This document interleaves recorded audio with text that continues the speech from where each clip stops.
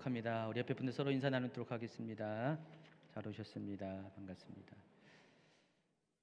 자, 오늘부터는 데살로니가 전후서를 같이 공부하도록 하겠습니다.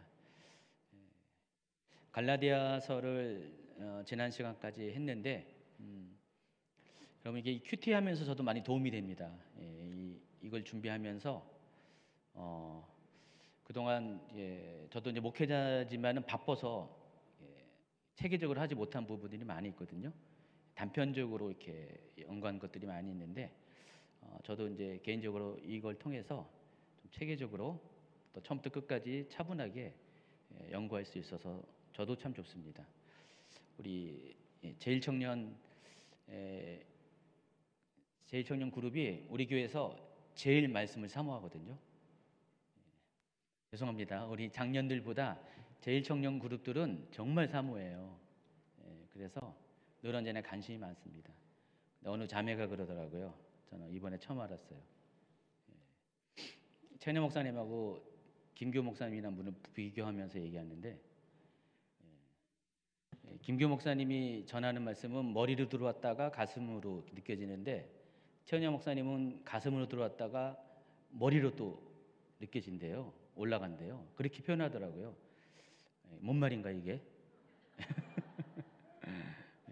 그래서 곰곰이 생각해 보니까 어떤 의미로 말씀하시는지를 알겠습니다. 제가 좀 이렇게 점점 가면 갈수록 어떤 체계적인 그런 가르침을 좀 점점 하게 됐어요. 어쩔 수 없어요. 이게 하다 보니까 이렇게 됐는데 저도 이제 몰랐는데 이렇게 하다 보니까 어떤 분들에게는 정말 머리를 시원하게 해주는 그런 면이 있기는 한 것 같아요. 그런데 이 가슴의 부분에 대해서 제가 언젠가부터 좀 생각을 하게 됐어요. 그래서 그 부분에 대해서 제가 이제 그걸 이렇게 말씀을 이렇게 준비하면서 제가 가끔 이렇게 설명을 했거든요. 그 가슴 부분을 좀 얘기했는데 아마 최근에 아마 그래서 그렇게 얘기하시는 것 같아요. 그래서 저는 나름대로 이렇게 연구를 하다 보면은 좀 그런 부분에 약해질 수가 있어요.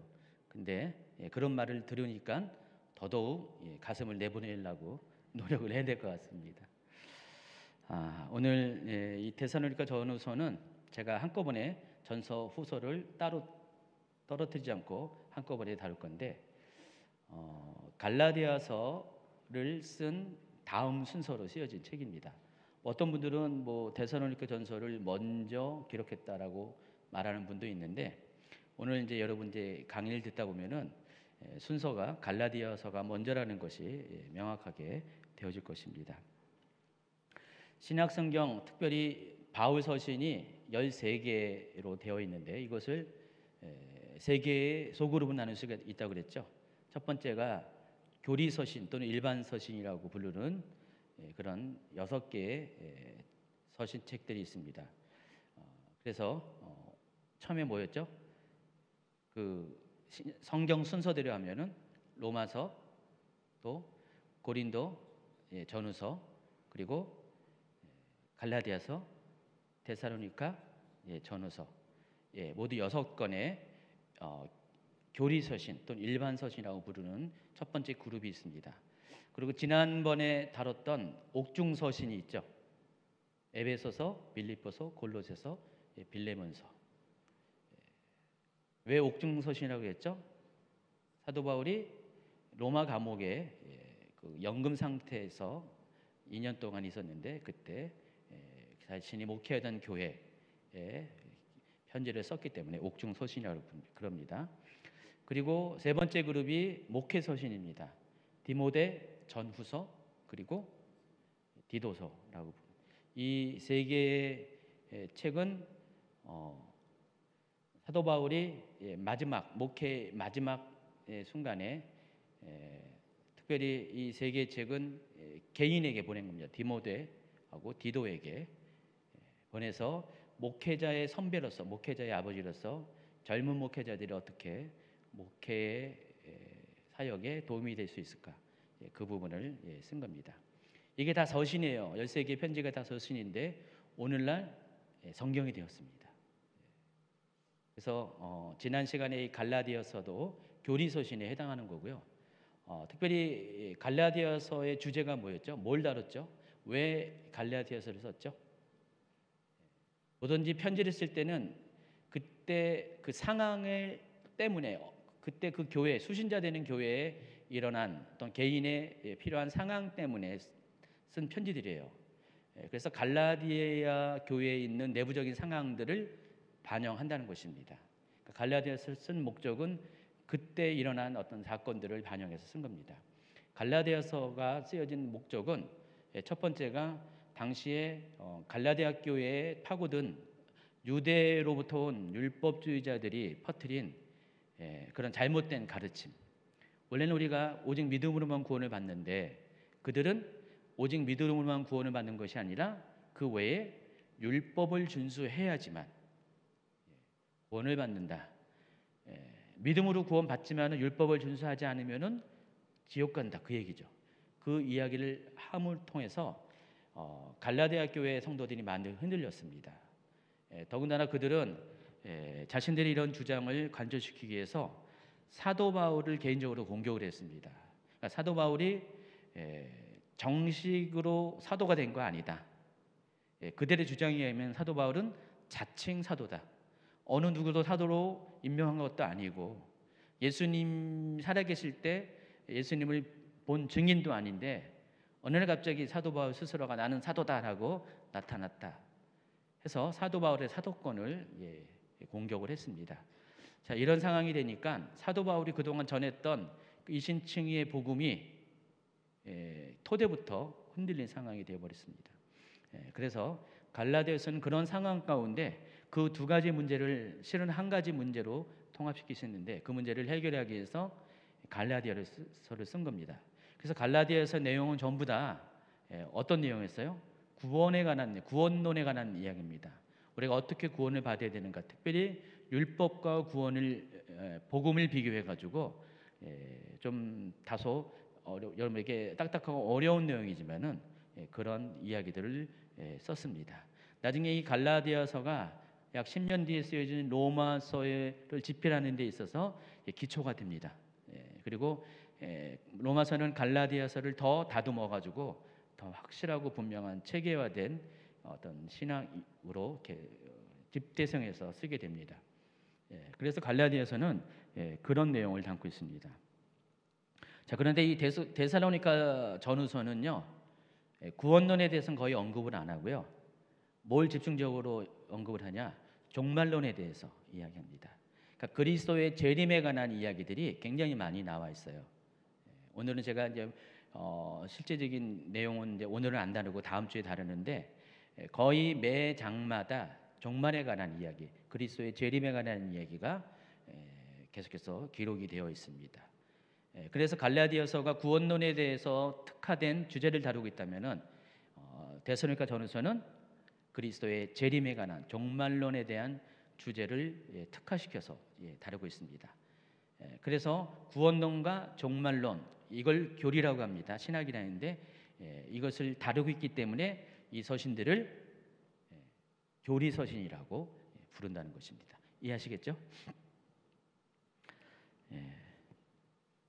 그래서 이 데살로니가 전서가 왜 종말론을 다뤄야 되는가를 알기 위해서는요. 우리가 갈라디아서가 왜 구원론을 하는지 알기 위해서는 갈라디아의 상황을 이해해야 된 것처럼 데살로니가 교회가 처한 상황을 알면은 사도 바울이 왜 그 이야기를 집중적으로 할 수밖에 없는가가 이해가 된다는 것입니다.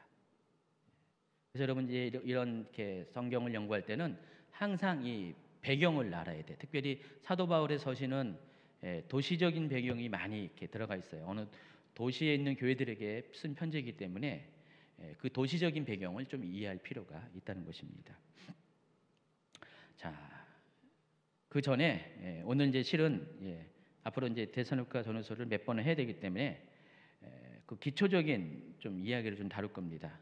제2차 전도 여행을 오늘 내용의 거의 한 7, 80%는 제2차 전도 여행에 관한 이야기를 다룰 것입니다. 왜냐하면 제2차 전도 여행 중에 데살로니가 교회에 사도 바울이 방문했고, 또 제2차 전도 여행 중에 사도 바울이 또 데살로니가 전후서를 기록을 했습니다. 그래서 제2차 전도 여행에 대해서 여러분 좀 아셔야 됩니다. 갈라디아서는 뭐와 관련돼 있어요? 제1차 전도 여행과 관련됐어요. 그래서 제가 다는 풀로 소개하지 않았지만은 그 제2차 전도 여행의 어떤 그 여정을 갈라디아서 개론할 때 설명을 드렸습니다. 자, 지난 갈라디아서 강의에서 밝혔듯이 AD 49년의 예루살렘 공의회, 이 사건은 그 기독교 전체의 역사는 물론이고 좁게는 당시 초대교회 역사 가운데 굉장히 중요한 사건입니다. 초대교회 역사에 어떤 그 선교의 전환점을 이렇게 가져자는 어떤 분수령이 되는 사건이라는 것입니다. 그렇다고 해서 여러분 예루살렘 공의회라고 해가지고 오늘날처럼 무슨 큰 교단의 총회가 며칠 동안 열리는 그런 수준이 아닙니다. 수백 명, 수천 명이 이렇게 모여가지고 뭐 의장 해놓고 뭐 이렇게 그런 수준은 아닙니다. 기껏해야 수십 명의 사람들이 어쩌면은 단 몇 시간 모여서 의논할 정도로 굉장히 소규모의 모임이었습니다. 그러나 최초로 교회의 이름을 가지고 공적인 어떤 문제를 다루기 위해서 최초로 모인 그런 모임이기 때문에 카운슬이란 공의회라는 표현을 합니다. 예루살렘에서 있었고, 이때 사도와 또 예루살렘 교회의 또 장로들 그리고 주교원 교인들이 다 모인 것 같습니다. 최소한 수십 명 이상이 모였겠죠. 그래서 그들이 아주 중요한 안건을 가지고 거기서 회의를 하는데, 그걸 가리켜서 예루살렘 공의회라고 부르고요. AD 49년에 예루살렘 공의회가 개최하게 됩니다. 그래서 AD 49년에 있는 예루살렘 공의회를 전후로 아마 갈라디아서가 기록되었을 것이다 라고 제가 이제 갈라디아서 강의할 때 설명을 드렸고요.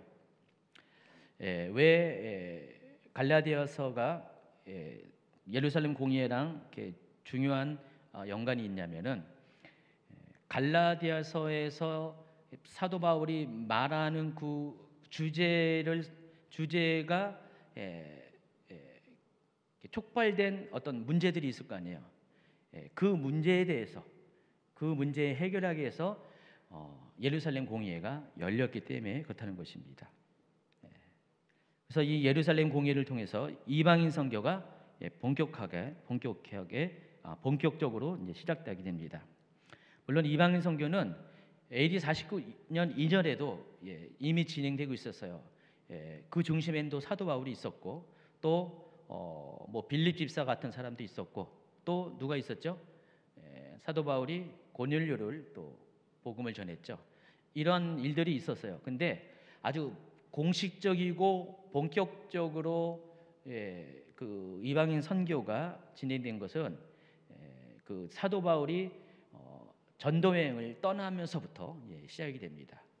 그런데 제1차 전도 여행과 제2차 전도 여행 바로 그 중간에 예루살렘 공의회가 개최가 됩니다. 그래서 예루살렘 공의회를 통해서 본격적으로 이방인에 대한 복음 전도의 문이 활짝 열리게 되었습니다. 왜 그러냐면은 그 전까지 사도 바울도 복음을 전했지만은 한 가지 문제가 생겼어요. 아까 말씀드린 갈라디아 교회에 생긴 그 문제. 유대로부터 율법주의자들이 내려와서 오직 믿음으로만 구원받는 것이 아니라 이방인들도 똑같이 유대인과 같이 율법을 지켜야지만, 할례를 해야지만 구원을 받는다는 그런 거짓 복음을 전달했기 때문에 그렇습니다. 그래서 이 문제가 이방인 교회에 점점 빠른 시간에 불거지게 됐습니다. 그래서 사도 바울이 복음 전했던 제1차 전도 여행 가운데 복음 전했던 갈라디아 지방에는 굉장히 심각했고요. 또 예루살렘에서 가까운 안디옥 교회에도 이 문제가 발생하게 됐습니다. 그래서 이 안디옥 교회에서 대표단을 예루살렘 교회에 파송합니다. 그 대표단이 누구였죠? 바울과 바나바였습니다.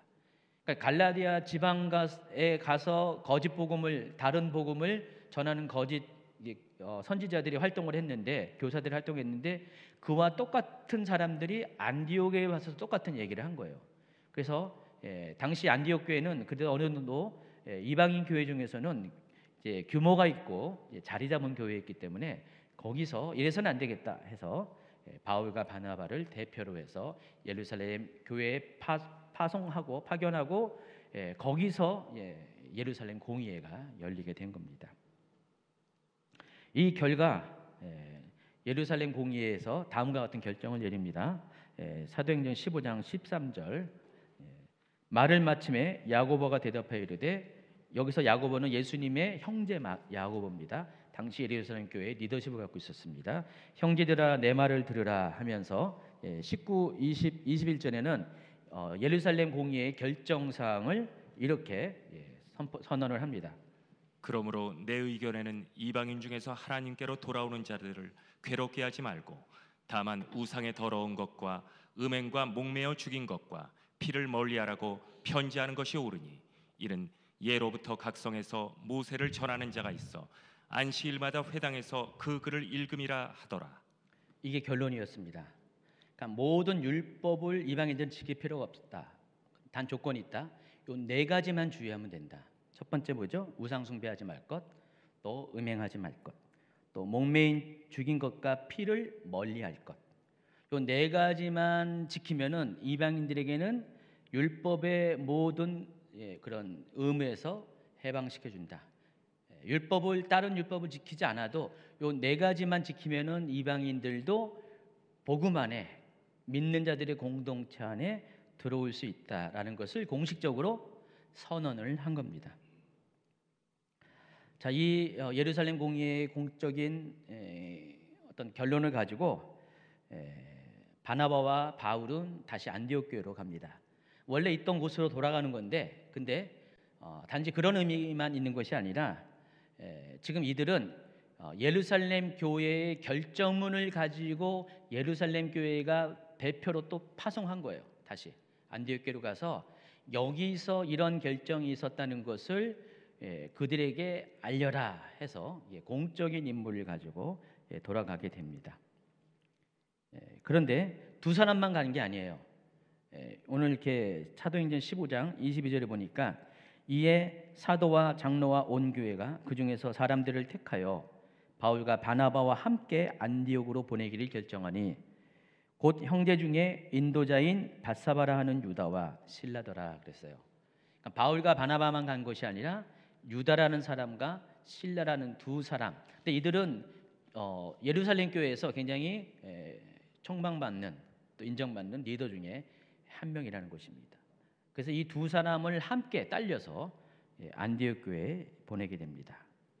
그래서 한편으로는 그들이 예루살렘 그 교회가 쓴 공적인 편지를 읽어주고요. 또 한 가지는 이 두 사람이 개인적으로 그들에게 말로써 건면을 하게 합니다. 자, 그 이야기가 15장 23절부터 27절까지 나와 있습니다. 그 편에 편지를 붙여 이르되, 사도와 장로된 형제들은 안디옥과 수리아와 길리기아에 있는 이방인 형제들에게 문안하노라.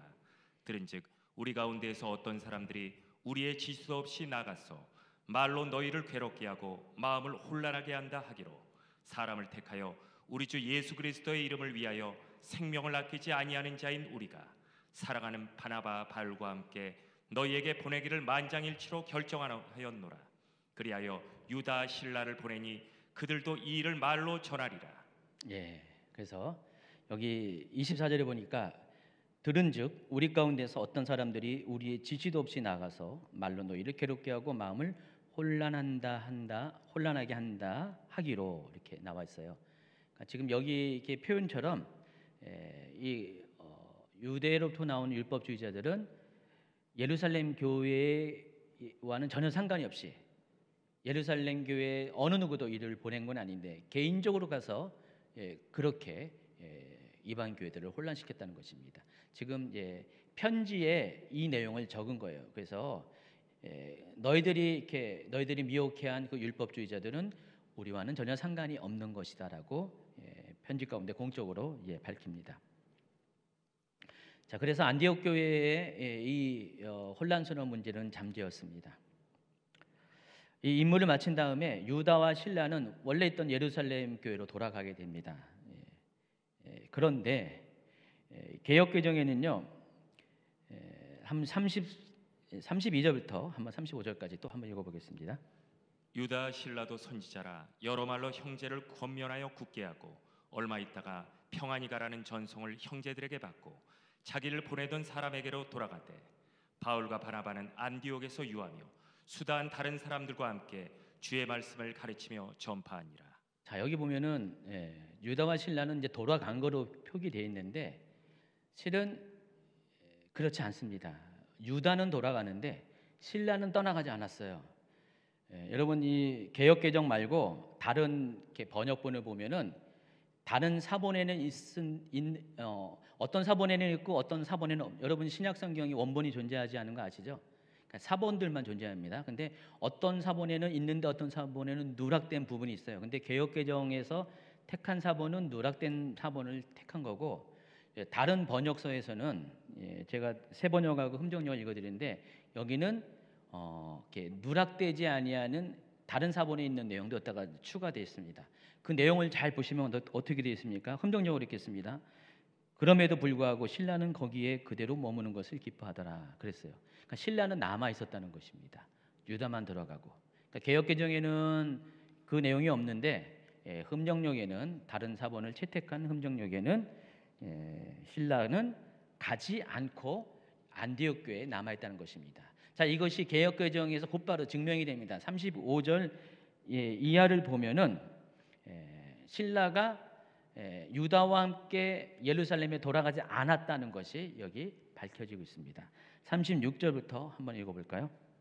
며칠 후에 바울이 바나바더로 말하되 우리가 주의 말씀을 전한 각성에서 다시 가서 형제들이 어떠한가 방문하자 하고 바나바는 마가라는 요한도 데리고 가고자 하나 바울은 밤빌리아에서 자기들을 떠나 함께 일하러 가지 아니한 자를 데리고 가는 것이 옳지 않다 하여 서로 심히 다투어 피차 갈라서니 바나바는 마가를 데리고 배 타고 구브로로 가고 바울은 실라를 택한 후에 형제들에게 주의 은혜에 부탁함을 받고 떠나. 자, 여기 40절에 보면은 바울은 신라를 택해서 전도여행, 제2차 전도여행을 떠났다고 했습니다. 없었던 신라가 갑자기 어디서 나왔어요? 떠나지 않았기 때문에, 안디옥 교회에 남아 있었기 때문에 바울과 함께 동행이 가능했던 것입니다. 어쨌든 이러한 상황을 통해서 사도 바울이 제2차 전도여행을 시작하게 됩니다. 그래서 지금부터는 본론인 제2차 전도여행에 대해서 소개를 합니다. 제2차 전도여행을 가는 목적이 아주 분명합니다. 방금 읽어드린 그 성경 구절로 인해서 제2차 전도여행이 시작된 겁니다. 보시면은 36절에 보니까 며칠 후에 바울이 바나바더러 말하되 우리가 주의 말씀을 전한 각성으로 다시 가서 형제들이 어떠한가 방문하자라고 전도 여행을 시작할 것을 이제 권면을 했습니다. 그것 때문에 제2차 전도 여행이 시작이 된 겁니다. 사도 바울이 이렇게 이런 권면을 한 이유는, 이런 요청을 한 이유는 사도 바울의 지금 머릿속에는 아주 지금 해결하지 못한 것이 있었어요.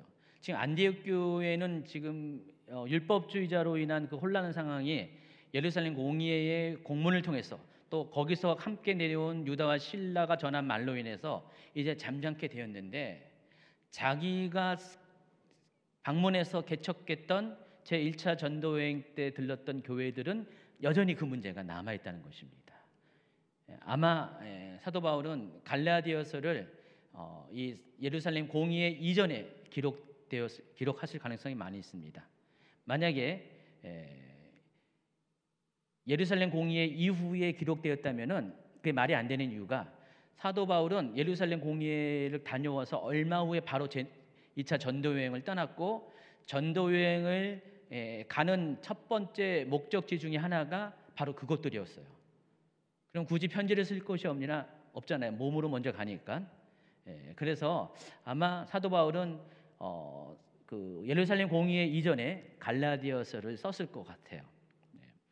그래서 그 사도 바울의 그 안타까운 마음이 제가 이제 뒤에 6페이지 보면 이렇게 나와 있어요.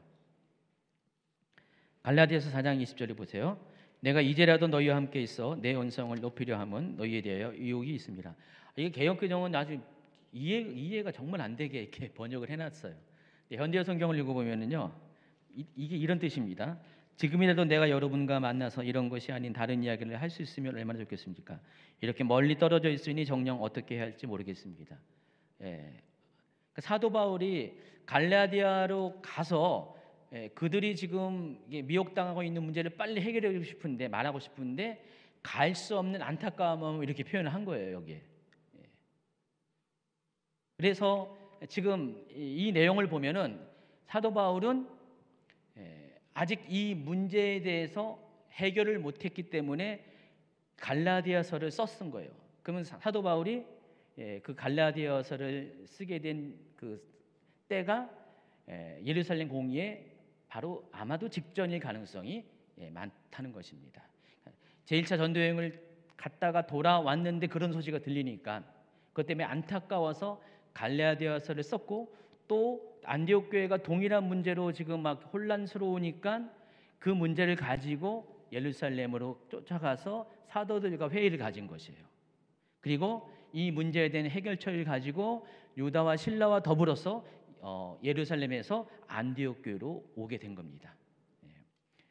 그래서 안디옥 교회는 문제가 해결됐는데 여전히 사도 바울의 마음속에는 갈라디아 교회들이 계속 남아 있는 것입니다.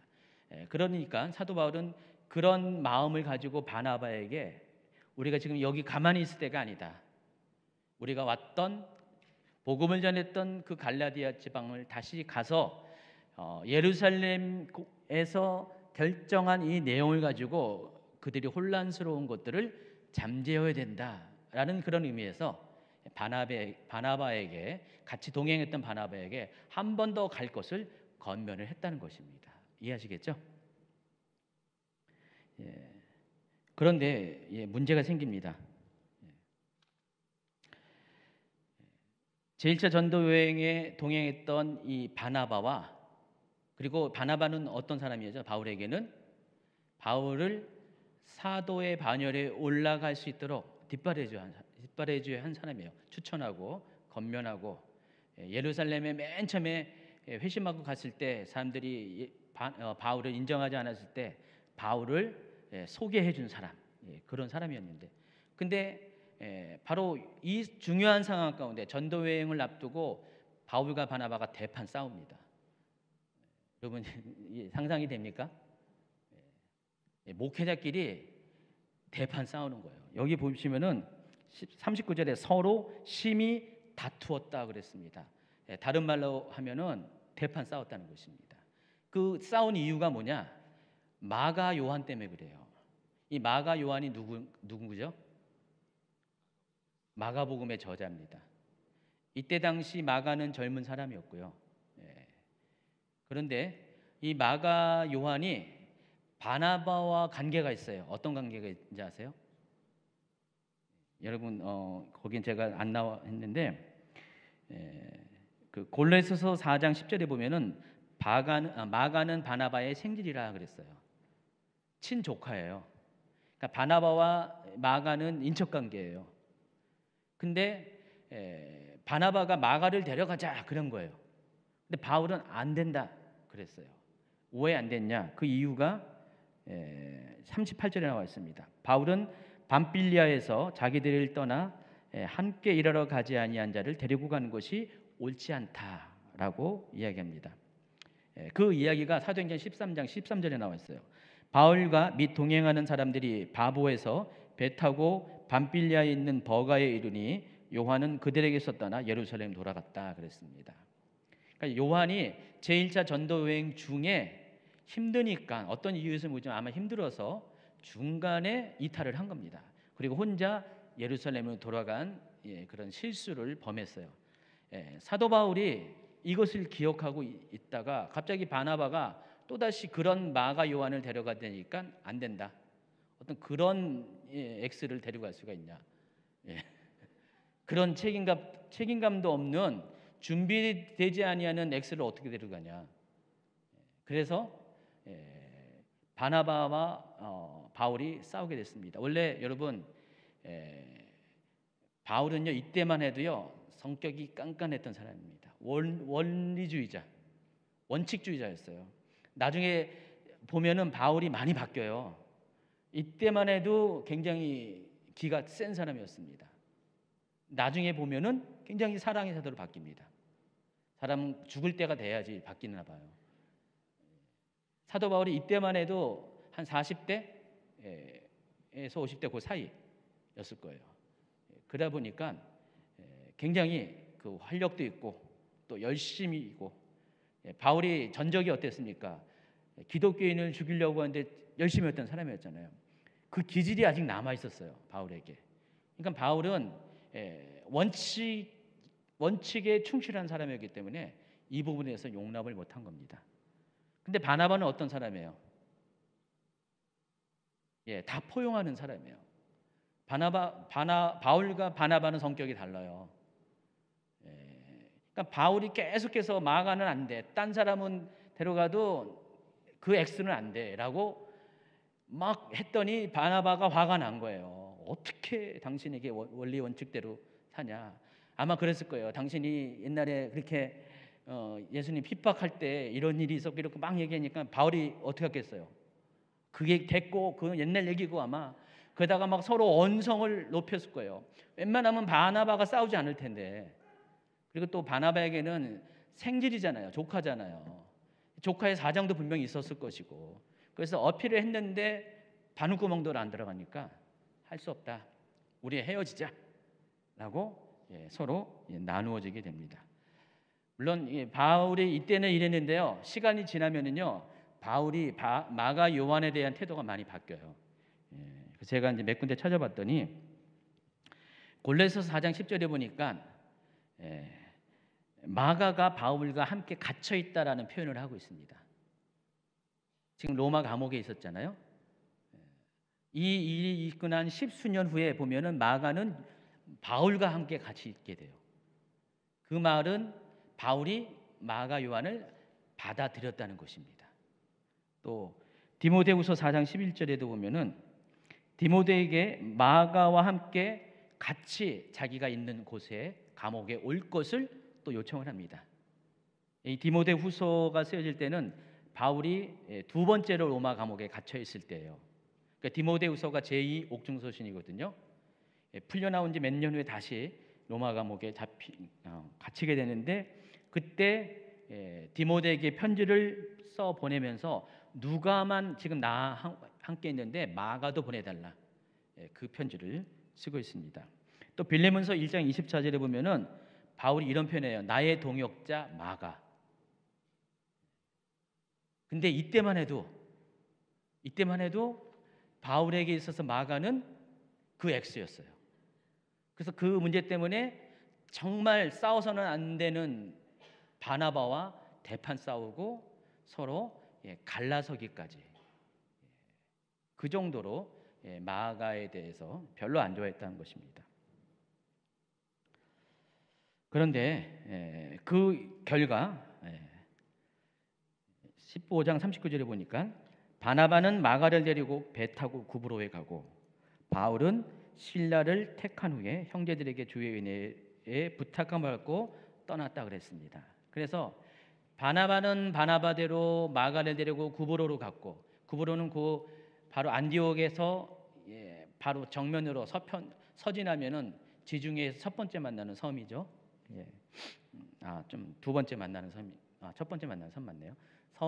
섬 근래에서 배편으로 가게 되고요. 바울은 어디를 가냐면은 육로를 통해서, 바나바는 배편으로, 바울은 북쪽의 육로를 통해서 수리아와 길리기아를 거쳐서 갈라디아 지방으로 이제 나아가게 됩니다. 자, 우리가 이 사건을 통해서 알 수 있는 게 있어요. 표면적으로 보면은 두 사람이 헤어진 이유가 마가의 문제로 인해서 서로 감정 싸움하다가 헤어졌습니다. 그렇지만은 여기에는 하나님의 섭리가 있다는 것입니다.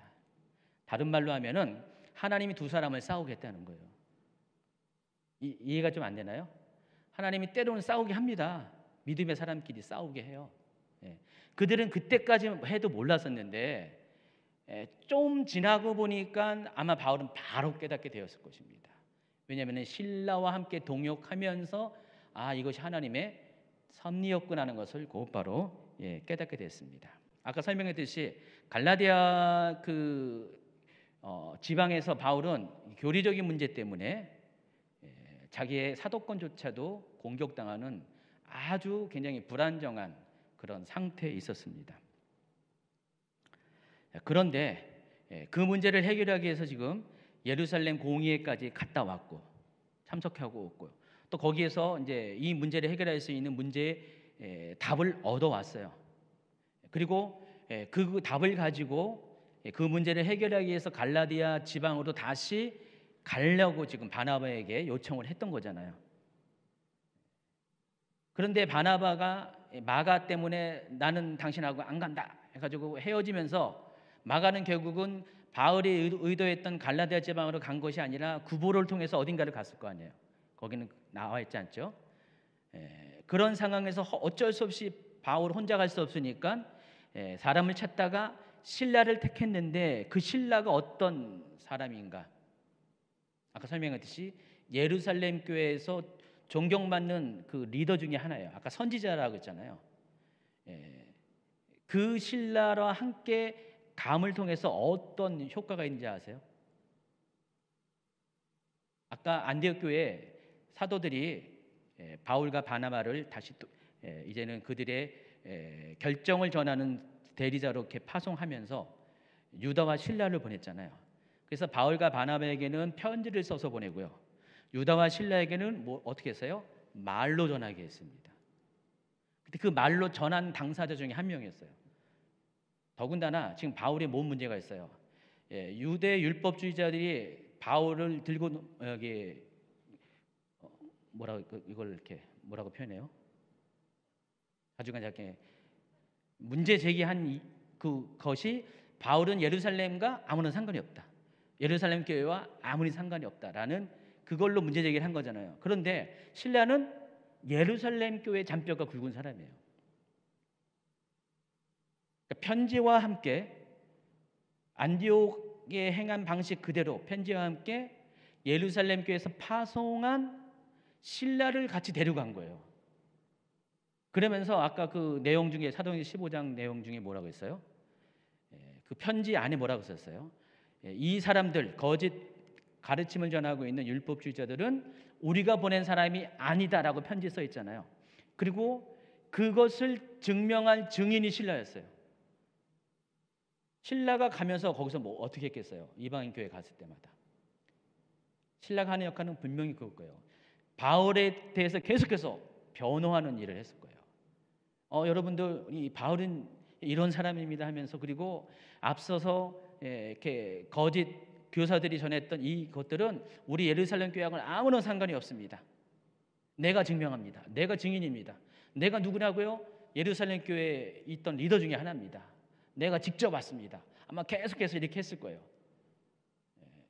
그러다 보니까 사도 바울은 원래 의도하지 않았던 거였잖아요. 그냥 바나바와 원래 같이 가려고 그랬었는데 바나바랑 마가 문제 때문에 깨어지고 나서 신라를 택한 것이 결과적으로 어떻게 돼요? 바울에게는 큰 힘이 된 거죠. 바울의 모든 문제를 해결하는 데 있어서 굉장히 큰 도움이 됐다는 것입니다. 그래서 이걸 가리켜서 세상 사람들은 신의 한 수라고 그러죠. 우리 방식으로는 하나님의 한 수예요. 하나님이 이렇게 했다는 것입니다. 그래서 바울과 바나바를 싸우게 한 거예요. 안 싸웠으면은 신라가 합류되지 않을 수도 있죠.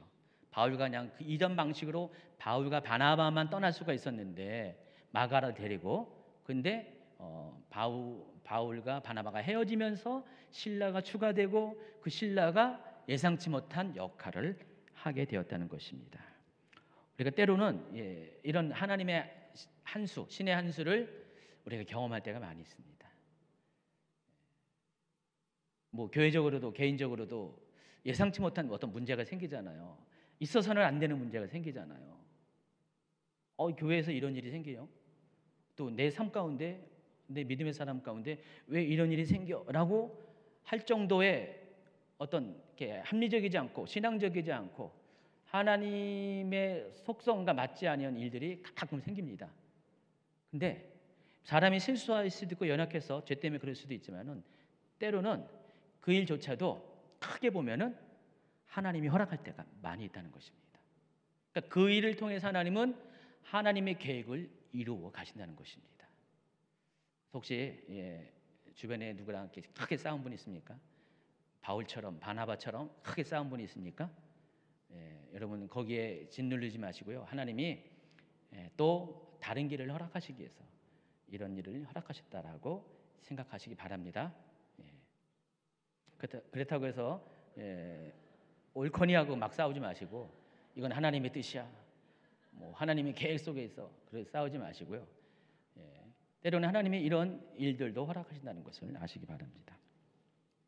자, 5페이지 밑에 보면은 사도 바울이 택한 제2차 전도 여행의 루트가 쭉 소개됩니다. 사도 바울이 사도로서 본격적으로 데뷔하기 전에 이미 그는 개인적으로 회심한 후에 3년 동안은 아라비아 갔었죠.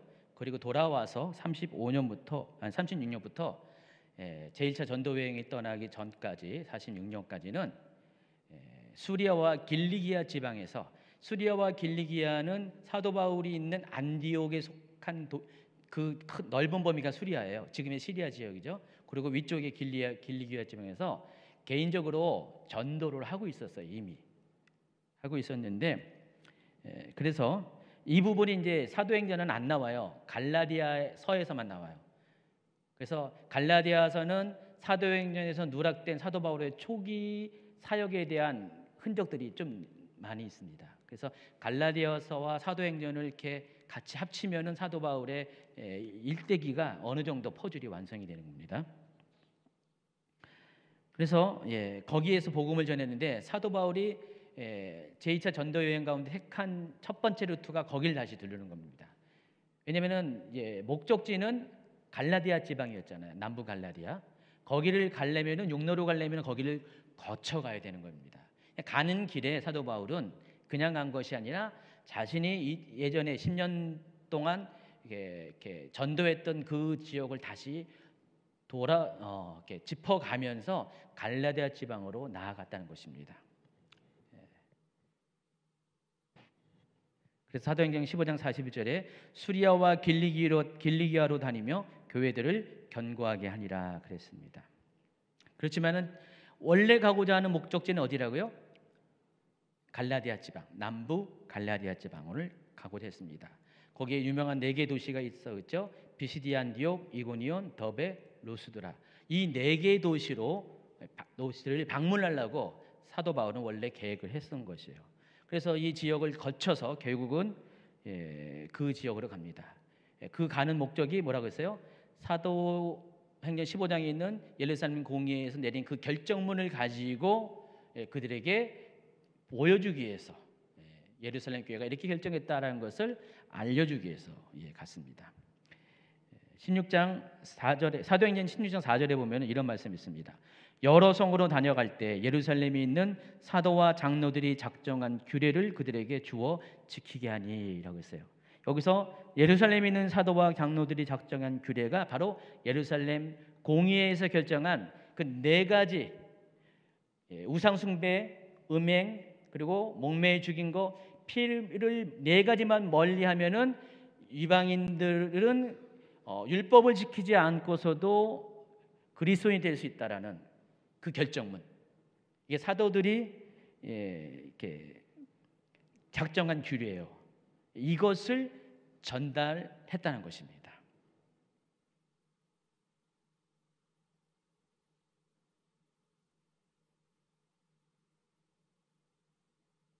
그래서 이 지역을 가서 이것을 전하기 위해서 그 갈라디아 지방을 이제 찾아갑니다.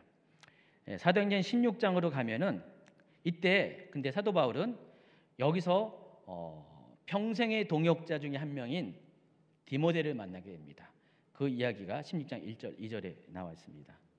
바울이 더베와 루스드라에도 이르매 거기 디모데라는 제자가 있으니 그의 어머니는 믿는 유대 여자요 아버지는 헬라인이라. 디모데는 루스드라와 이고니오에 있는 형제들에게 칭찬받는 자니. 지금 사도 바울은 맨 처음에 바나바랑 같이 가려다가 바나바랑 헤어졌고요. 누굴 데려갔어요? 실라를 데려갔잖아요. 근데 그 전도 여행 중간에 디모데라는 사람을 동역자로 맞이하게 됩니다. 근데 이 디모데는 누굴까요? 디모데는 혼혈입니다.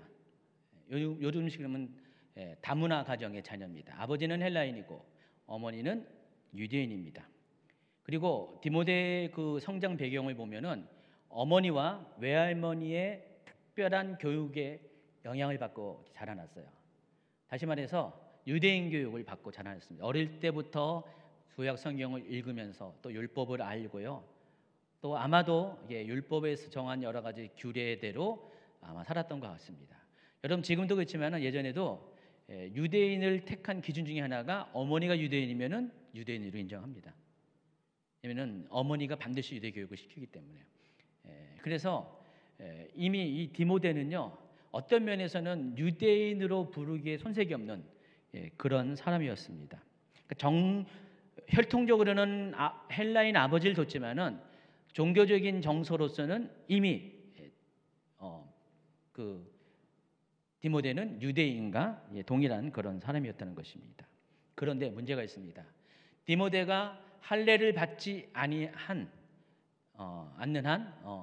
디모데는 여전히 혈통적인 헬라인으로 나올 수밖에 없어요. 적어도 유대인 사회에서는요. 유대인들에게는 유대인을 증명하는 가장 큰 증거가 할례를 받았냐 안 받았냐예요. 근데 디모데는 할례를 받지 않았어요. 왜 안 받았겠어요? 다른 율법들은 다 지킬 텐데 할례를 받지 아니한 이유는 할례를 받을 이유가 없었기 때문에 그래요. 왜냐하면 디모데가 살고 있는 그 지역의 삶의 자리는 유대 지방이 아니었잖아요. 이방인들이 사는 소아시아 지역이었어요. 그러다 보니까 뭐 그런 유대인의 전통과 유대인의 말씀은 다 이렇게 지키고 행하고 있지만은 굳이 할례까지 받을 이유가 없었다는 것입니다. 사도 바울을 만나기 전까지는. 그런데 사도 바울을 만나고 난 이후에 디모데의 인생이 바뀌게 됩니다. 사도 바울의 동역자로 부름을 받아서 이제 콜링을 받은 거예요. 소명을 받은 거예요. 그때부터 사도 바울과 동행하는 사람이 됐는데 문제가 생깁니다. 사도 바울과 동행하다 보니까 어쩔 수 없이 유대인을 접하게 돼 있어요. 왜냐하면 사도 바울의 사역하는 패턴이 그렇기 때문에 그래요. 사도 바울은 이방 도시를 다닐 때마다 전략적으로 하는 그런 사역 패턴이 있습니다. 무조건 그 성에 있는 유대인 회당에 들어가는 것입니다. 이방인을 직접 먼저 만나는 것이 아니라 유대인 회당에 가서 유대인을 먼저 만나요. 여러분 생각해 보세요. 당시 유대인의 그런 사회적 지위는 헬라인 세계에 가서 유대인의 사회적 지위는 굉장히 볼품없고 초라한 것입니다. 지금의 우리나라가 뭐 미국과 견줄 수 있는 국력이 성장했지만은 불과 한 20-30년 전만 해도 어떻게 보면은 우리 스스로가 미국 시민인 것과 대한민국 시민인 거에 대한 열등감이 있었어요. 그리고 그들도 그렇게 바라보는 경향이 있었죠. 지금 못 사는 아시아의 정말 후진국 국가의 사람들이 대한민국을 바라보는 시선과 굉장히 비슷했습니다. 그래서 그런 나라에서 여기 오면 어떻게 해요? 처음부터 여기 이 본토인들하고 여기 한국 사람들하고 떳떳하게 이렇게 아무런 거리낌 없이 지냅니까? 아니죠. 자기들끼리. 우리나라 사람들도 미국 가면은 요즘은 안 그렇지만 옛날에는 한국 사람들끼리. 그래서 교회가 부흥했잖아요. 미국 교회가. 미국에는 한인 교회가. 똑같아요. 회당이 부흥한 거나 그 디아스포라 회당이 부흥한 거나 미국에 있는 한국 교회가 부흥한 거가 똑같아요. 그래서 미국에 가면 다 신자가 돼요. 기독교인이 됩니다. 그래서 한때는 미국에 있는 한인들이 복음화율이 90% 정도까지 됐어요. 교회 안 나가면은 커뮤니티가 형성이 안 되니까 그런 상황이었죠. 그래서 사도 바울도 그런 비슷한 상황이기 때문에 유대인 회당부터 가는 거예요. 그래서 그들에게 먼저 복음을 전하고, 또 유대인 회당에는 오리지널 유대인만 있는 게 아니라 이방인들 중에서도 유대교로 들어온 사람들이 좀 간혹 있었어요. 그들에게도 복음을 전하게 되는 것입니다. 그리고 그들을 통해서 그들이 다리가 돼가지고 이방인 세계에 본격적으로 복음을 전할 수 있는 그런 통로가 열립니다. 사도 바울이 이것을 이렇게 경험했고 캐치했기 때문에 어디를 가든지 제일 먼저 하는 것이 유대인 회당이 있는 것을 찾는 겁니다. 지난번에 빌립보에서 이렇게 강의하면서, 근데 빌립보에서는 유대인 회당이 없었잖아요. 그래서 사도 바울이 안식일 돼 가지고 기도를 하려고 그랬는데, 안식일 예배를 참석하려고 했는데 그 빌립보에는 유대인 회당이 없는 거예요. 그래서 어쩔 수 없이 기도처를 찾으러 성 밖으로 강가에 갔다가 거기서 여인들이 많이 모였는데, 거기 누구를 만나요? 루스드라 출신의 옷감장수 루디아를 만나게 돼서 루디아에게 복음을 전해가지고 루디아의 집에서 빌립보 교회, 유럽 최초의 교회가 탄생하게 됩니다. 그런 특별한 경우가 생겼죠. 그 외에는 다 사도 바울의 그런 전도 여행의 패턴은 어디를 가든지 유대인 회당을 찾고 거기부터 드립니다. 그래서 거기서 만난 사람에게 복음을 전하고, 복음을 받아들인 사람의 집에 묵게 되면서 숙식 문제가 해결되죠. 그러면서 계속해서 거기서 복음을 전하다가 그 집에서 교회가 탄생합니다. 이게 다 초대교회의 패턴이에요. 그런데 디모데 같은 경우는 어떻게 돼요? 할례를 받지 않았기 때문에 유대의 간습과 종교에 대해서는 알고 있지만은 할례를 받지 않기 때문에 이 사람은 유대인 무리 속에 들어갈 수가 없는 거예요. 사도 바울이 고민했을 것 같아요. 어떻게 하면 좋나? 디모데를 데리고 다녀야 되는데. 그래서 생각한 것이 디모데를 데려다가 할례를 시키는 것입니다. 근데 갈라디아 상황을 보면은 말이 안 돼요. 갈라디아에서 사도 바울이 뭐라고 그랬어요? 갈라디아서 2장 3절을 보세요. 그러나 나와 함께 있는 헬라인 디도까지도 억지로 할례를 받지 않게 하였으니. 디도 역시 디모데와 같은 상황인데, 사도 바울은 갈라디아에서는 디도에게는 할례를 행하게 하지 않았어요. 그런데 유독 디모데에게는 이 일을 했다는 것입니다. 불과 얼마 되지 않은 그 기간이 차이가 나지 않는데, 근데 이걸 통해서 우리가 한 가지 알아야 될 것은, 우리가 이제 갈라디아서 통해서 많이 오해를 하잖아요. 사도 바울은 율법을 폐기하는 사람처럼 생각하는데, 사도 바울의 원래 의도는 그게 아니라는 것입니다. 사도 바울은 율법 폐기론자가 절대 아닙니다. 사도 바울이 주장하고 싶은 건 그거예요. 단지 이방인으로서 감당할 수 없는 그 율법으로 인해서 그것을 지키라는 그것 조건 때문에 이방인들이 복음 안으로 들어오지 못하는 일이 생기잖아요. 그것을 막는 장애물로서의 율법을 지금 내려놓자, 할례를 내려놓자, 그 주장을 한 겁니다. 실제로 갈라디아서 후반부에 보면은 사도 바울이 말하고자 하는 의도가 분명히 나와 있어요. 5장 2절 같이 읽어볼까요? 시작. 보라, 나 바울은 너희에게 말하노니 너희가 만일 할례를 여기가 아닌데 뒤에 나와 있습니다. 어디? 6장 15절, 14, 15절 볼까요? 그러나 내게는 우리 주 예수 그리스도의 십자가 외에 결코 자랑할 것이 없으니 그리스도로 말미암아 세상이 나를 대하여 십자가에 못 박히고 내가 또한 세상에 대하여 그러하리라. 할례나 무할례가 아무것도 아니로되 오직 새로 지으심을 받는 것만이 중요하니라 그랬어요. 그러니까 사도 바울은 갈라디아서 후반부 부분은 결국 말하고자 하는 것은 그리스도의 십자가만 중요한 것이지, 할례를 받건 할례를 받지 않건 그건 아무런 상관이 없다. 받아도 되고 안 받아도 된다. 그런 결론을 내린 거예요. 그런 상태에서 사도 바울은 디모데에게 지금 할례를 받게 합니다. 그 이유가 디모데의 장래를 위해서 그런 것이에요. 아직 젊은 사역자인 디모데가 자신과 함께 계속해서 전도 사역을 해야 되는데, 어디를 가든지 디모데가 할례를 받지 않는 한 유대 사회 안에 들어갈 수가 없잖아요. 밥 먹을 때도 같이 못 먹어요. 할례 받은 사람들과 할례 받지 않은 사람들은 같이 앉으면 안 되기 때문에. 갈라디아에서 이미 그 문제가 생겼잖아요. 안디옥에서 문제가 생겼죠. 갈라디아에서 그걸 언급했잖아요, 사도 바울이. 그래서 디모데는 이런저런 일을 겪다 보니까 더 미래를 위해서는 디모데에게 할례를 시키는 것이 좋겠다 해서 디모데를 데리고 가서 할례를 받게 합니다. 너 할례 받을래? 할례 안 할래? 이렇게 해가지고 디모데가 할게요 해가지고 받게 됐죠. 그래서 디모데에게는 할례를 받냐 안 받냐가 별로 중요하지 않았는데 복음을 위해서, 복음 전파를 위해서 디모데가 선택을 할 수밖에 없는 상황이 됐다는 것입니다.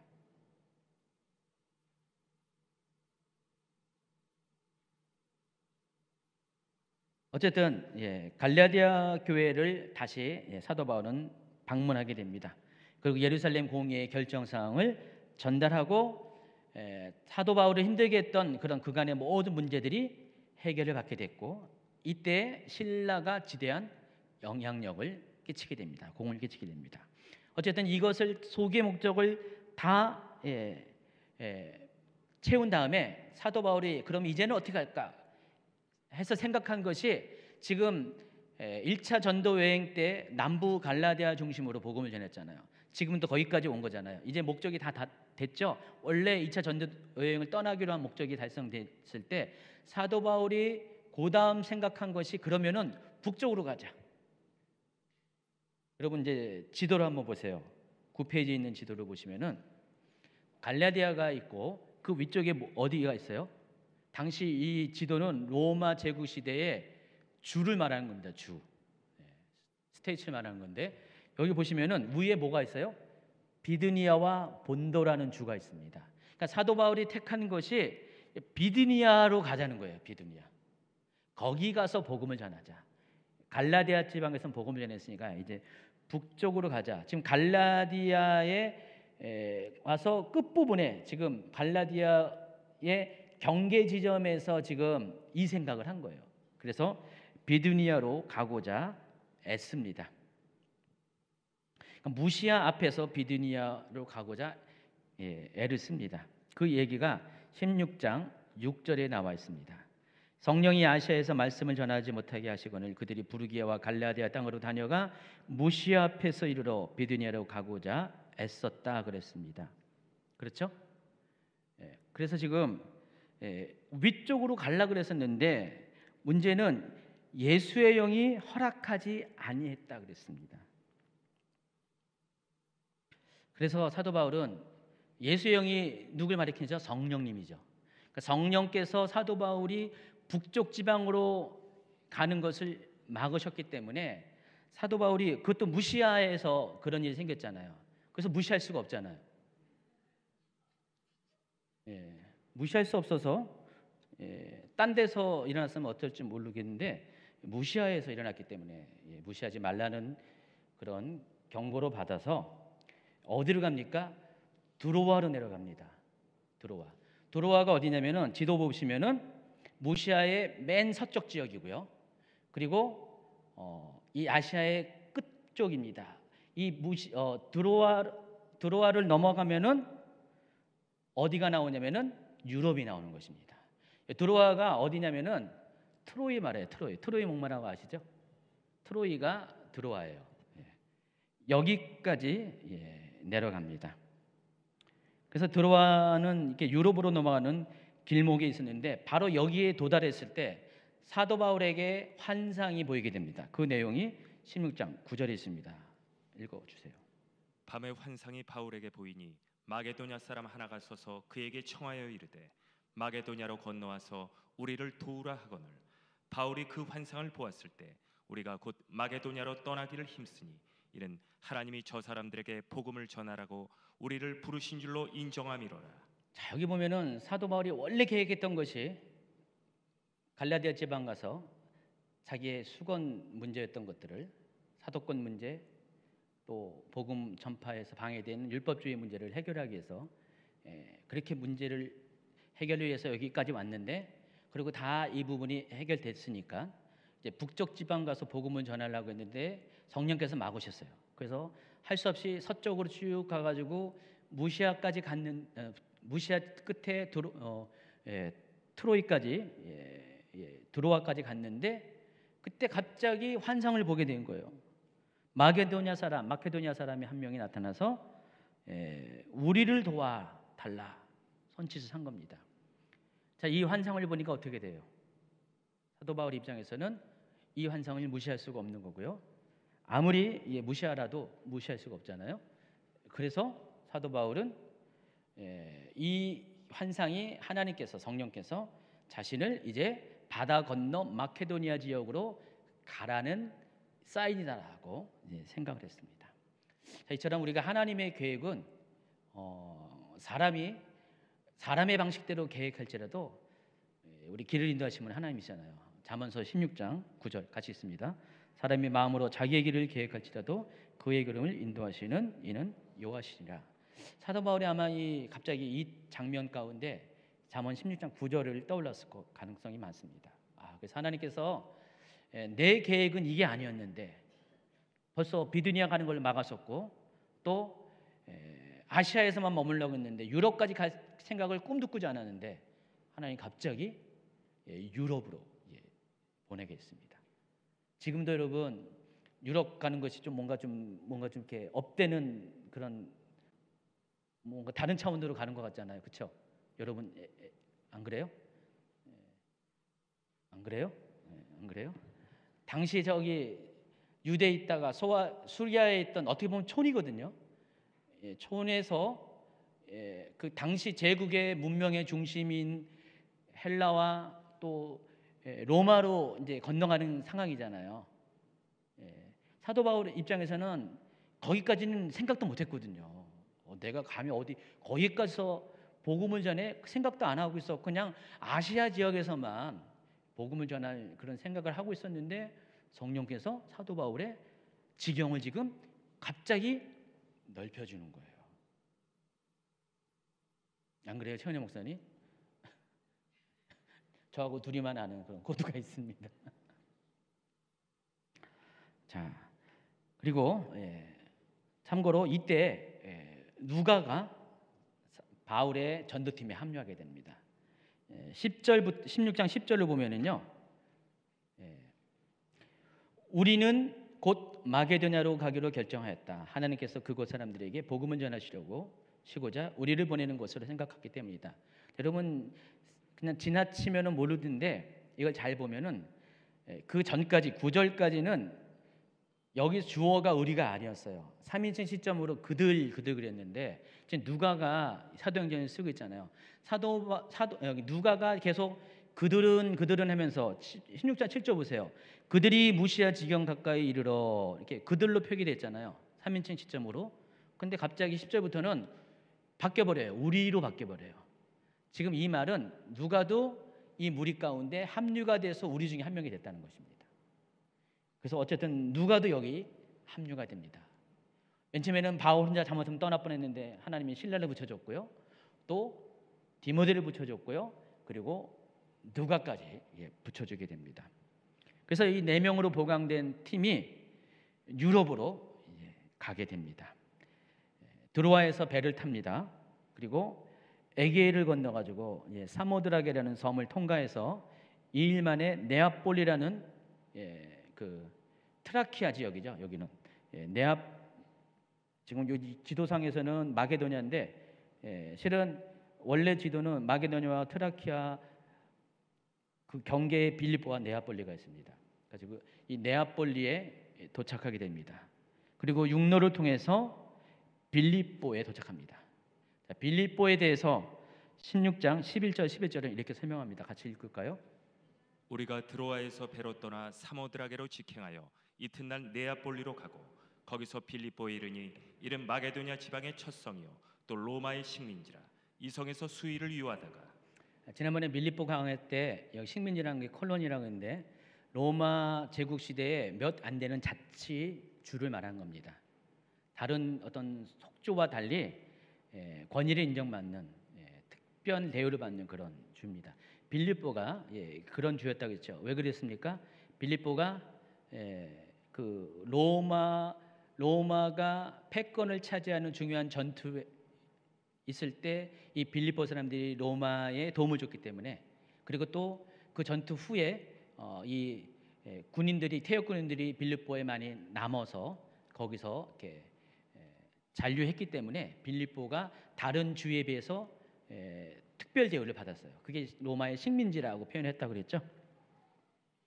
그래서 빌립보를 들어가게 되고요. 말씀드린 것처럼 여기서 누구를 만나요? 루디아를 만나서 유럽 최초의 교회가 여기서 탄생했다고 그랬습니다.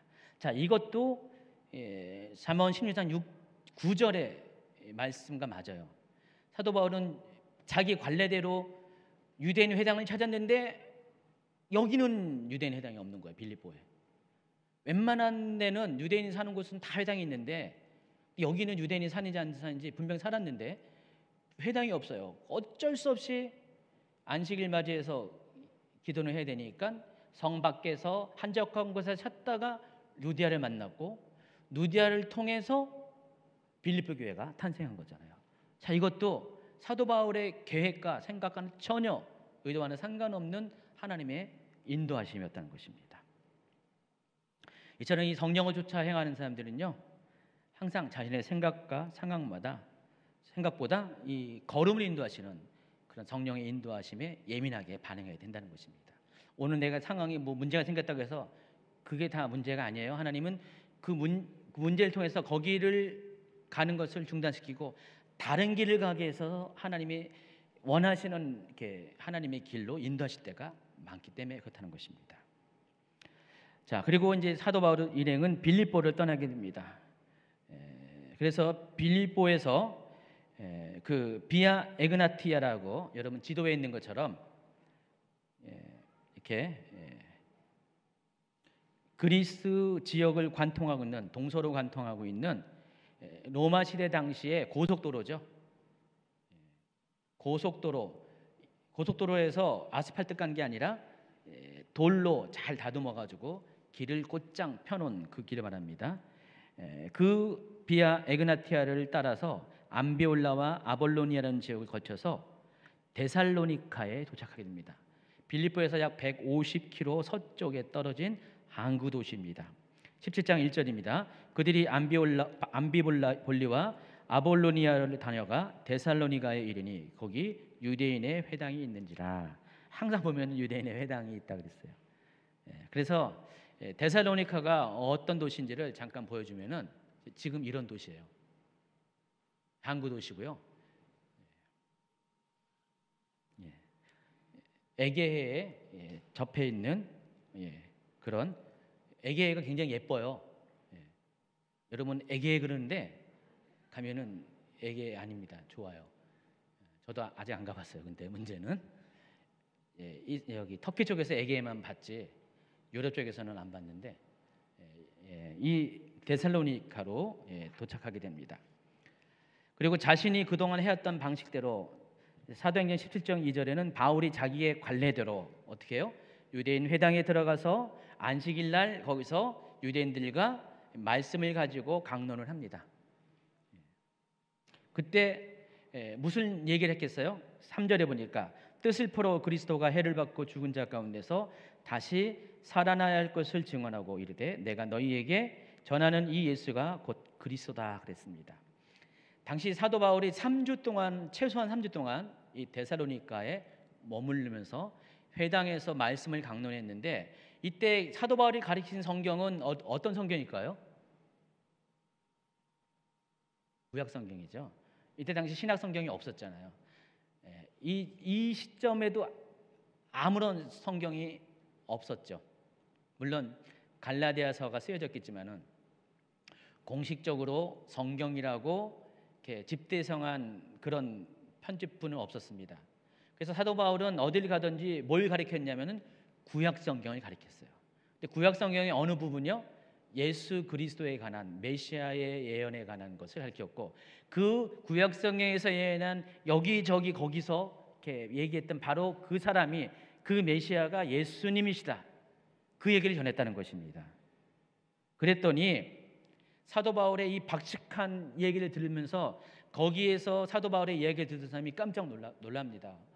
맞아. 저 사람 말을 들으니까 맞아. 메시아가 예수 그리스도가 예수님이 맞네 하면서 그래서 그 중에서 몇 사람이 예수님을 영접하게 됩니다. 그 중에 하나가 야손이라는 사람이 있습니다. 영어로 제이슨이라고 했는데 히브리어 예슈아의 헬라식 이름입니다. 이 제이슨과 또 몇몇의 디아스포라 유대인이 여기서 복음을 받아들이게 됩니다. 이 사람들뿐만 아니라 또 헬라인 중에서도 유대교에 관심 있는 사람들이 회당에 나왔을 거 아니에요. 역시 여기서 사도 바울의 이야기를 듣고 복음을 영접하게 되고요. 또 그 중에서는 헬라인 중에서 기부인들 몇 사람이 또 복음을 받아들이게 됩니다. 그래서 데살로니가 지역에 몇 주 머물면서 유대인 회당에서 강론을 한 결과 교회가 탄생합니다. 역시 그들 중에 한 사람이 있던 집이죠. 거기가 어딜까요? 야손의 집입니다. 제이슨의 집이에요. 사도 바울은 거기에 머물게 됐어요. 몇 주 동안 아마 거기서 머물렀습니다. 자, 그런데 모든 사람이 사도 바울에 대해서 호의적인 것이 아니죠. 오히려 더 많은 대다수의 유대인들이 사도 바울을 반대합니다. 이미 사도 바울은 비시디아 안디옥에서 한번 그런 일이 겪었잖아요. 한번 배척을 당하는데 그 사람들이 어떻게 했어요? 이고니온까지 쫓아와가지고 계속 못 살게 그래가지고 사도 바울이 더베 쪽으로 도망갔잖아요. 그런 1차 전도 여행 때 그런 일이 있었는데 여기서도 똑같은 일이 생깁니다. 그래서 이들이 무리들을 선동해가지고요 사도 바울 일행을 잡으러 야손의 집에 쳐들어갑니다. 근데 사도 바울이 없었어요 그때. 대신에 야손과 먼저 이렇게 영접한 무리들을 데리고 가서 그 지역의 행정관, 그 지역을 다스리는 시장 정도겠죠. 데려가가지고 이들을 고발을 합니다. 어떻게 고발했냐? 이들이 가이사회에 원래 그 로마 황제외에 또 다른 왕을 지금 전파하고 있다. 예수님이 그렇다는 거죠. 그래서 한마디로 말해서 반역죄로, 체제 전복죄로 이 사람들을 고소합니다. 그 얘기가 17장 5절, 6절, 7절에 나왔습니다. 8절, 9절에 보니까 한번 읽어볼까요? 무리와 그 읍장들이 이 말을 듣고 소동하여 야손과 그 나머지 사람들에게 보석금을 받고 놓아주니라.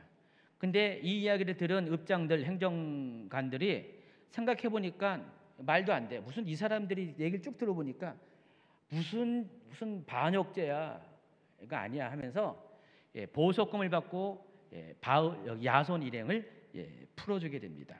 어쨌든 이 야손은 몇 주 전까지만 해도 전혀 예수님과 상관이 없다가 바울의 얘기 들어가지고 바울을 자기 집에 재워주면서 그러다가 갑자기 그냥 반역죄로 몰려가지고 고초를 당합니다.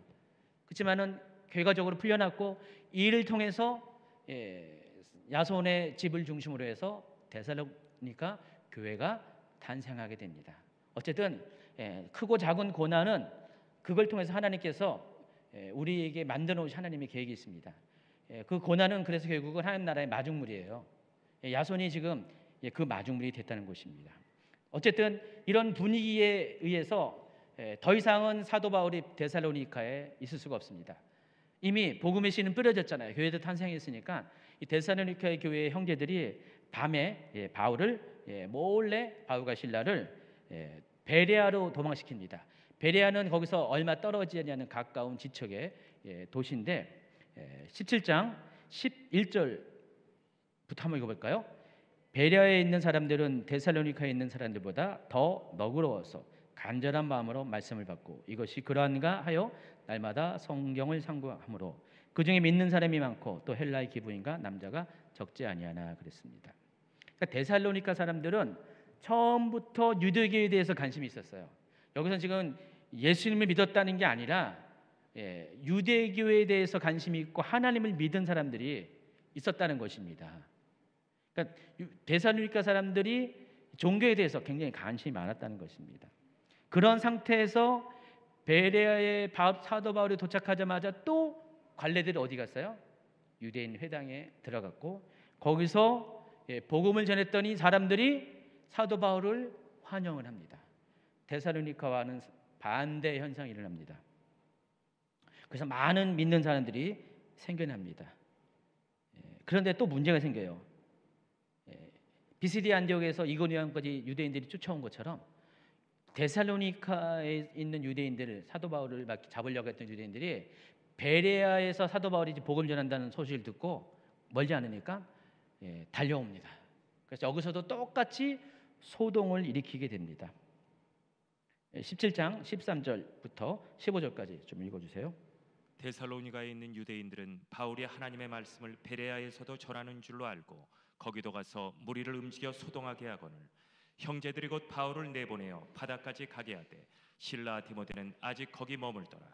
바울을 인도하는 사람들이 그를 데리고 아덴까지 이르러 그에게서 실라와 디모데를 자기에게로 속히 오게 하라는 명령을 받고 떠나니라. 자, 지도를 보시면은 이렇게 사도 바울은 이 마게도니아 지역의 첫 성인 빌립보에서 복음을 전하고 루디아를 통해서 교회가 탄생되고 또 데살로니카 야손의 집에서 또 교회가 탄생되고 그리고 핍박을 받으니까 베레아로 갔습니다.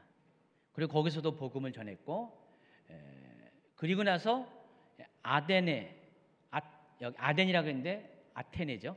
아테네로 내려갑니다. 여기 보시면은 베레아와 이 아테네의 거리가 짧은 거리는 아니에요. 수백 킬로 될 겁니다. 그래서 더 이상은 데살로니카에 있는 그 유대인들이 쫓아오지 못하죠. 아테네까지는. 그리고 아테네는요 굉장히 자유로운 도시였어요. 여기는 철학의 도시잖아요.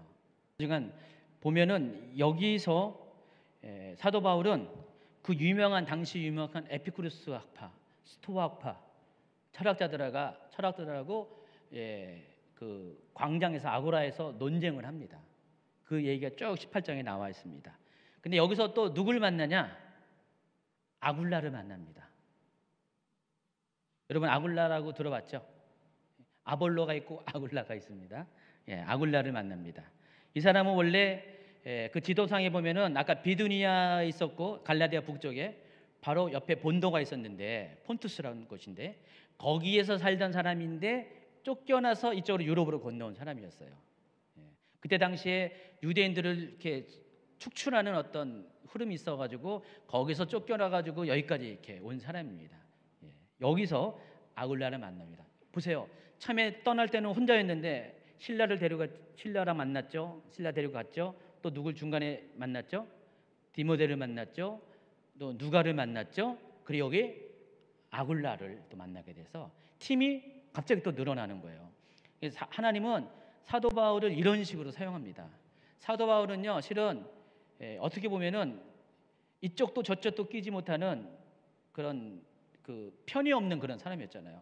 혼자서 예수님을 만나가지고 사도가 됐고요.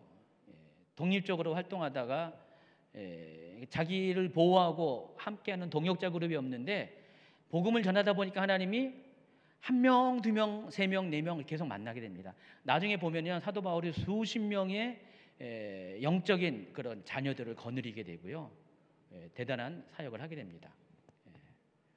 여기서 이제 아굴라를 만나게 됩니다. 아굴라는 사도 바울과 직업이 같은 사람이에요. 텐트 메이커예요. 장막을 짓는 사람이었고요.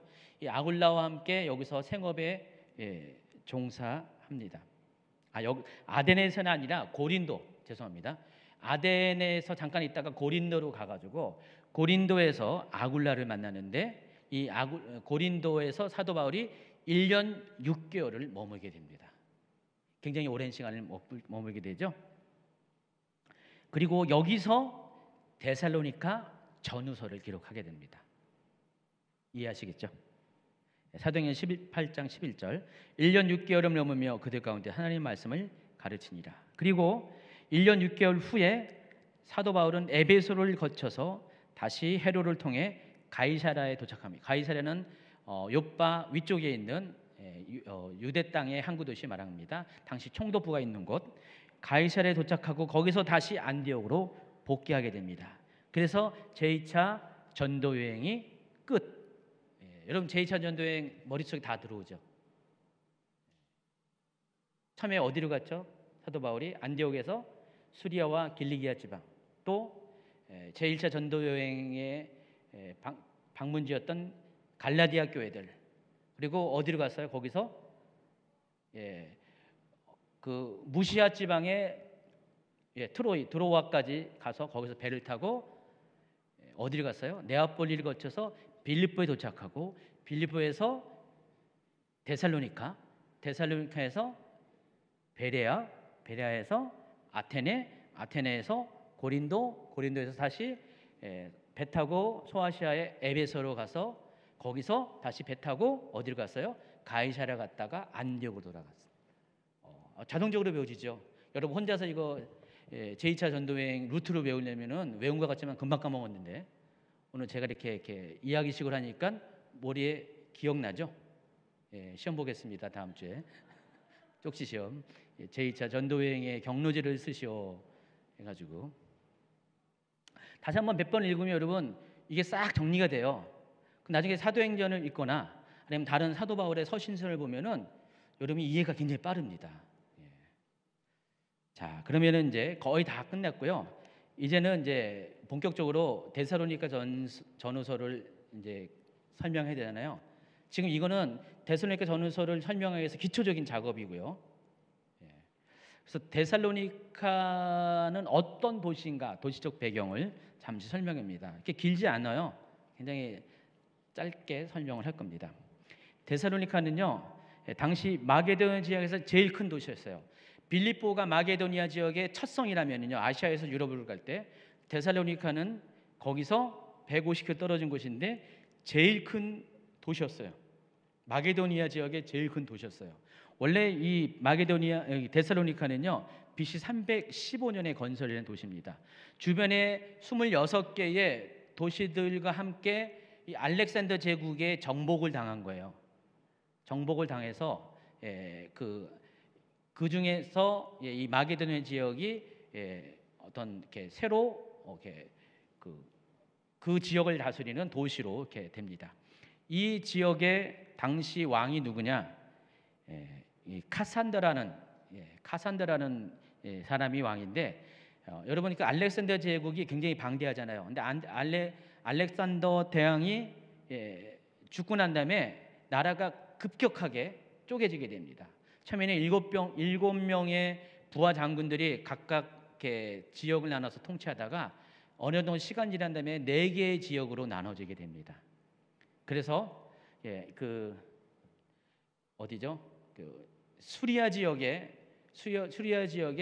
하나의 소제국이 형성이 되죠. 그게 어느 제국이라 그러죠? 집사님 생각 안 나세요? 예? 혼자서 이렇게 좀. 예? 스파르타요? 스파르타는 아니고요. 예. 예. 안티오코스 에피파네스 4세가 통치하던, 저도 갑자기 생각이 안 나네요. 예. 그쵸, 갑자기 생각이 안 나는 거죠. 예, 이해합니다. 예. 그래서 수리아 지역에 셀루커스 왕조, 죄송합니다. 셀루커스 왕조가 형성이 되고요. 그리고 이집트 쪽에 또 하나의 제국이 왕조가 형성이 되죠. 이집트의 그 제국의 후예가 저기 유명한 그 코 높은 여자 클레오파트라가 나오죠. 갑자기 생각이 안 나. 거기도 또.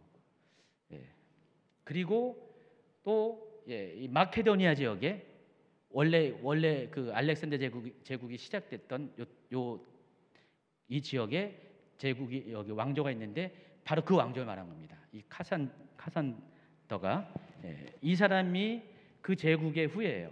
그래서 이 사람이 아내가 누구냐면은 그 알렉산더 대왕의 아버지가 빌립 2세잖아요. 빌립 2세의 딸. 알렉산더 대왕에는 베다른 누이 동생입니다. 이 베다른 누이 동생인 데살로니카라는 공주와 결혼을 합니다. 그리고 여기에 이 도시를 지으면서 도시의 이름을 데살로니카로 준 거예요. 아내의 이름을 따서 데살로니카라는 이름을 줍니다. 315년에 그러다가 168년 BC 168년에 그리스에서 도시국가들끼리 내전이 발생했는데 이때 데살로니카 사람들이 어떤 결정을 했냐면은 로마인들에게 자원해서 가가지고 나라를 통째로 바치는 거예요. 당신들이 우리나라를 점령해서 우리는 당신들의 도움을 받겠습니다. 보호를 받겠습니다. 해가지고 통째로 나라를 바친 거예요. 그래서 그때부터 로마에 편입이 됩니다.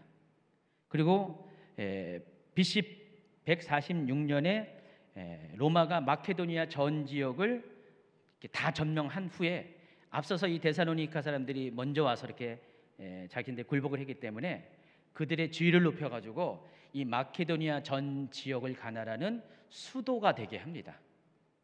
그때부터 로마 시대까지 계속해서 그 지위가 유지가 됩니다. 그래서 아까 빌립보가 콜론이라고 식민 도시로서의 어떤 특별한 권위를 누린 것처럼 데살로니카도 그와 같은 권위를 누리게 됩니다. 그런데 좋은 면이 있지만 나쁜 면도 있어요. 부익부 빈익빈 현상이 생깁니다. 로마에 충성하는 사람들은 부자가 되고 권력을 누리지만은 반대적으로 로마에게 세금을 뜯어서 바쳐서 그 지배를 받는 사람들은 더 가난해지고 더 힘들어지는 그런 상황이 됩니다.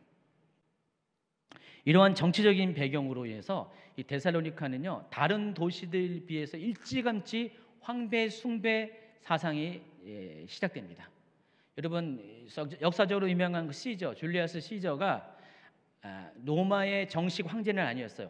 당시 삼두 정치에서 두 명의 경쟁자를 물리치고 나서 황제 권력의 기초를 쌓고 황제가 되기 전에 영구 집정관이 된 상태에서 암살당해서 죽어버려요. 그리고 그의 양아들인 조카인 옥타비아누스가 제1대 로마 황제가 됩니다. 성경에는 그 사람을 아구스트라고 부르는데 아우구스투스 이 사람이 제1대 황제가 됐는데 나머지 이제 다른 도시들 소아시아 지역의 도시를 가면 황제 숭배를 위한 황제 신당들이 많이 있어요.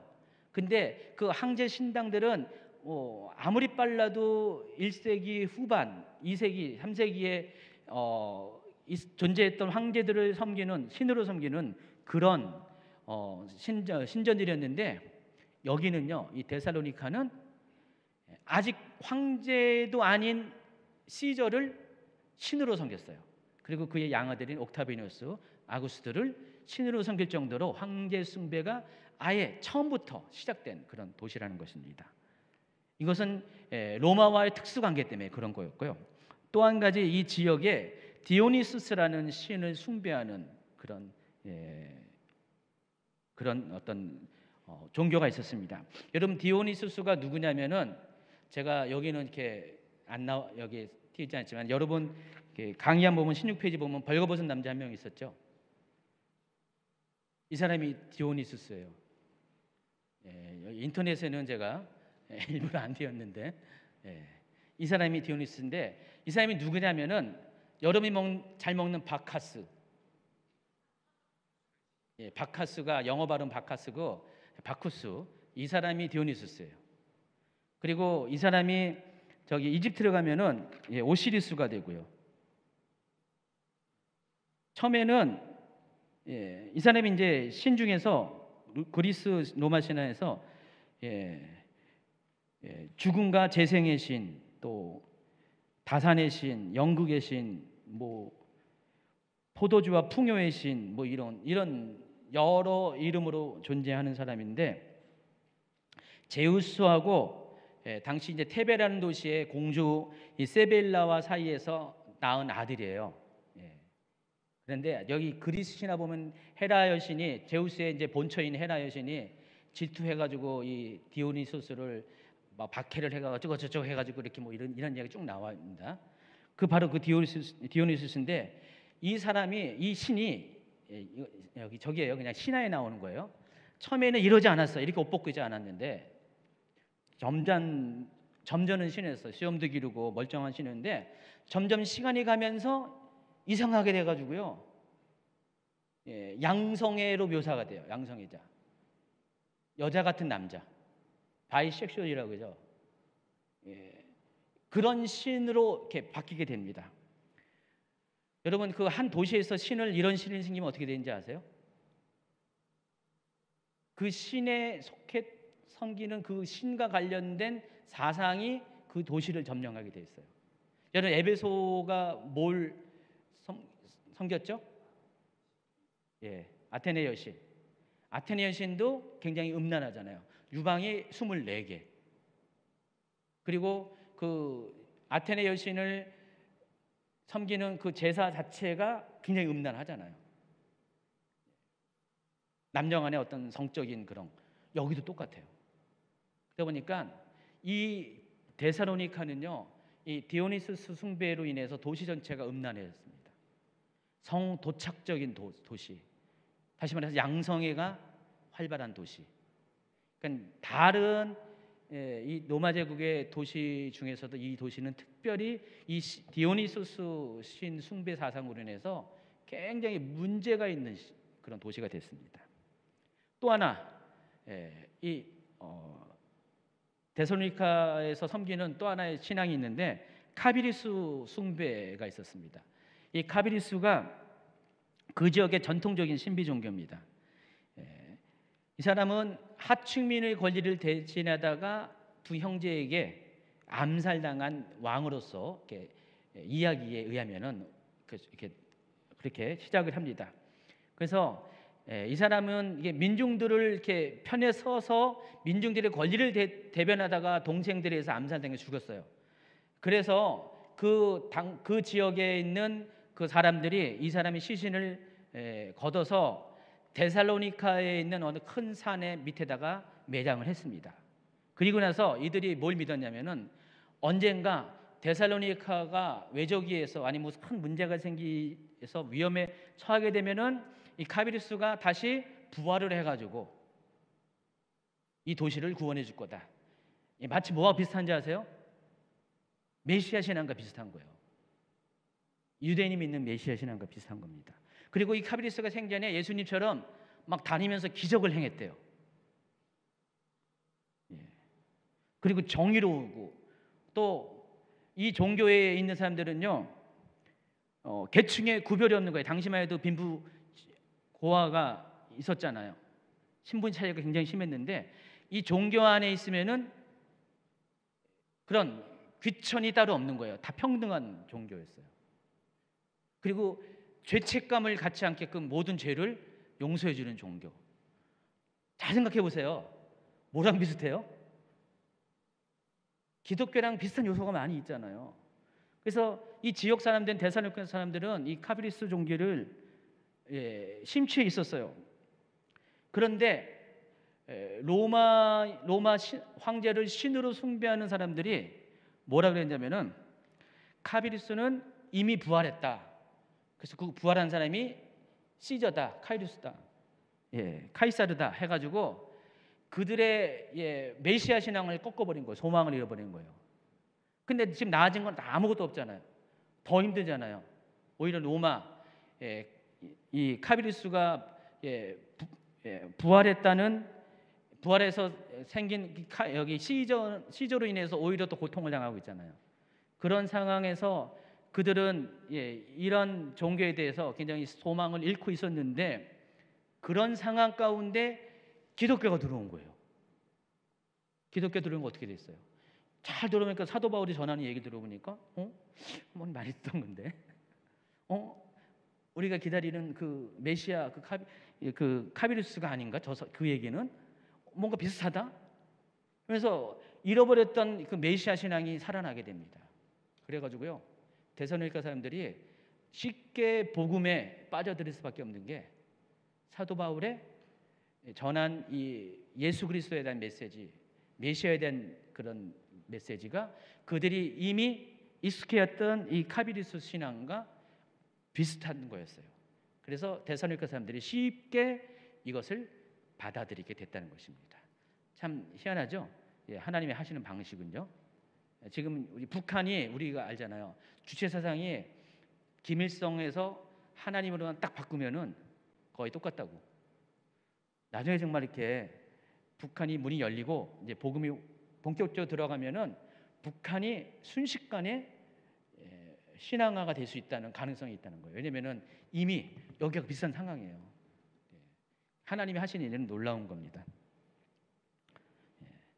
이와 같은 도시적 배경으로 인해서 이 데살로니카인들은 사도 바울이 복음을 전할 때 다른 도시에 비해서 적극적으로 이 복음을 받아들이게 됐다는 것입니다. 그 핵심이 메시아 신앙이 그들에게 이미 있었기 때문에 그렇다는 것입니다. 그래서 데살로니가 전후서에 보면은요,